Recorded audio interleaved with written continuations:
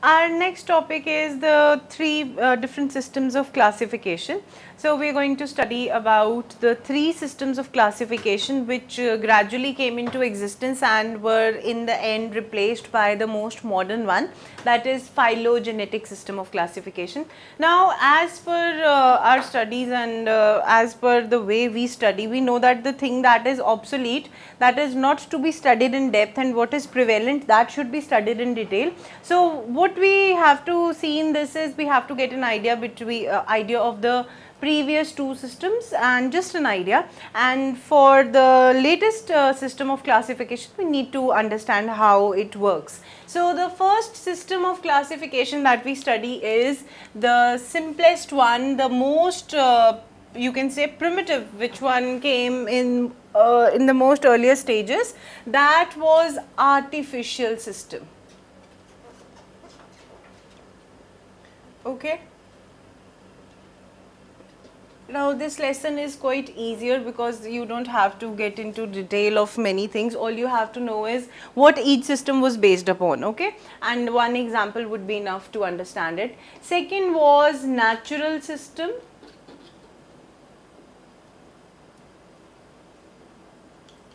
And the third one, which is even in practice now, that is phylogenetic system.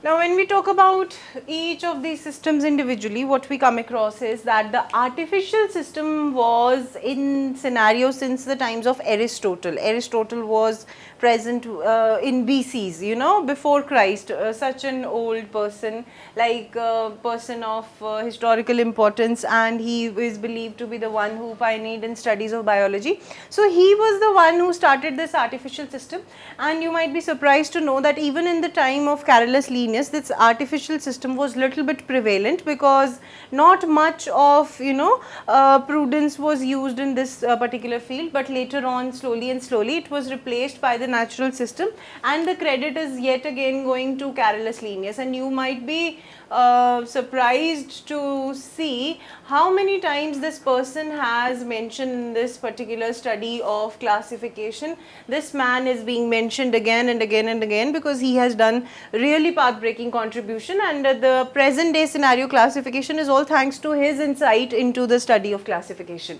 Now the artificial system was based on artificial criteria.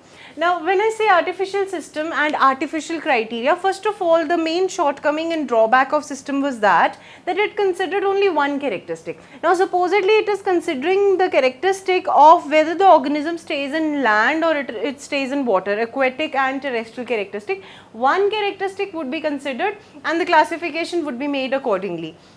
And you can very well imagine this artificial system, as we are considering terrestrial and aquatic, it is going to put whale and other fish in the same classification criteria. Now you can very well imagine that such different heterogeneous organisms are put under one ambit, so that classification system was very much lacking and it was very vague as per now's classification, because you know, if we are putting a fish and a whale belongs to mammalia and the fish it is a chordate, but it belongs to Osteichthyes or Chondrichthyes accordingly. We will study about that, but you can see that a fish and a mammal has been put under same classification unit. So this artificial system was soon replaced by Carolus Linnaeus natural system, where the basis of classification were the natural affinities. You have to remember this thing, that there were certain natural affinities of a particular organism, and those affinities, they became the basis of classification in the natural system. The natural affinities as well as the form of relationship that the organism had.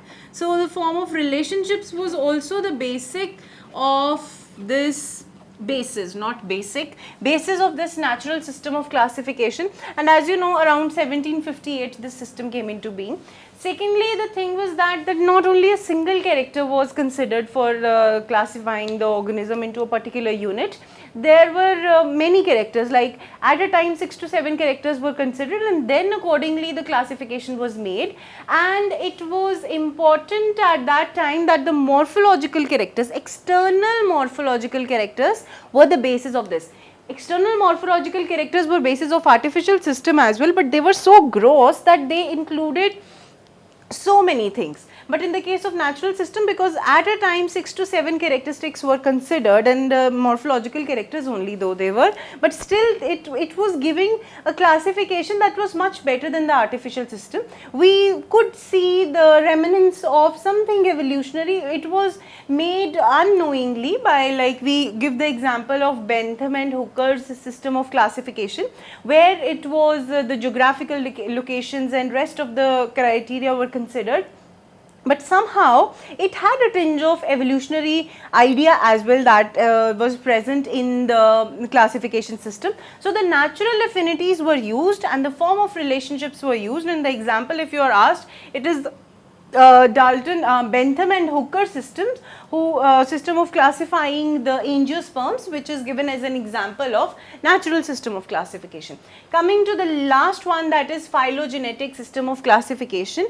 It was given by you, not given properly. You know that ontogeny repeats phylogeny sort of terms are used when we study the evolutionary relationships. You are going to get across this term when you study about evolution.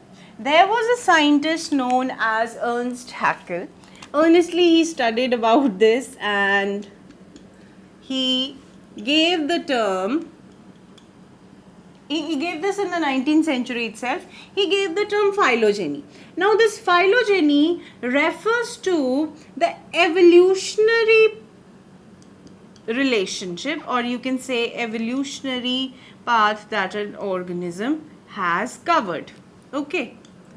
So in this level of classification, or this classification system, first of all, before reaching to this phylogenetic system of classification, Charles Darwin had done a lot of contribution in the evolution, where he broke the concept of fixity of species. What is fixity of species? That a species was born as such, it is going to remain as such, it is a vacuum sort of situation, species never change. When Charles Darwin came with his concept of evolution, he just denied and he nullified in a way from his knowledge that the species are not in anything known as fixity. The species, they keep on changing and they keep on evolving. So that evolution concept was included in the phylogenetic system, because we cannot relate or we cannot come to a conclusion about a species until and unless we have studied about its evolutionary histories. So basically this is the modern level of classification. There were other scientists apart from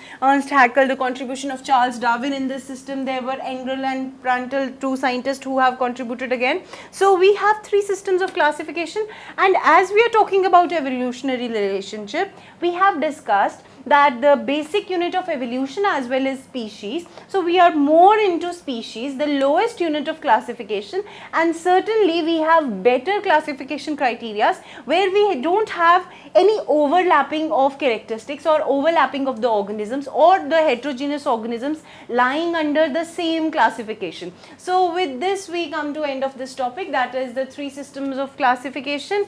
The first one was the simplest one, which was totally discarded. The final one is the most acceptable one because it takes into account both cytological as well as evolutionary relationships, which are in a way non-overlapping.